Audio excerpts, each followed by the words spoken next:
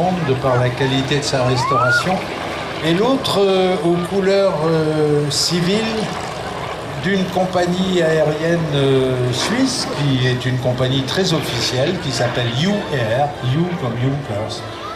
UAir a récupéré les deux Junker 52 livrés en 1938 à l'armée de l'air suisse, ce qu'à l'époque on n'appelait pas l'armée de l'air d'ailleurs, on appelait ça les troupes d'aviation et DCA.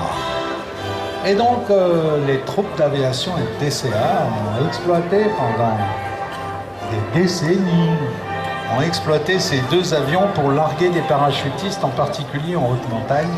Le jus, ça monte bien, et quand c'est très haut, ça peut voler quand même très lentement.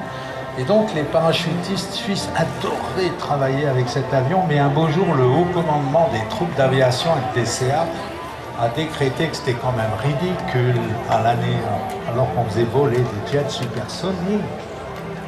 On avait des mirages, et ben c'était ridicule de continuer à voler nos parachutistes avec des trimoteurs en tôle ondulée, datant des années 35-38.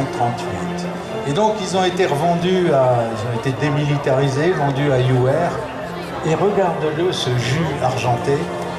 C'est un avion qui vole tous les jours ou quasiment, qui n'a jamais arrêté de voler depuis 1938. Et il est quasiment comme neuf. C'est ce qu'on appelle une épave suisse. Alors les Ju 52, si vous êtes pilote de ligne d'aujourd'hui, imaginez-vous un petit peu pilote de ligne de cette époque-là. Vous aviez une compagnie aérienne qui était une des plus anciennes du monde, s'appelle la Deutsche Lufthansa, qui avait comme vaisseau amiral l'Airbus 380 de l'époque, c'était ça. Et avec ça, par exemple, ils osaient faire des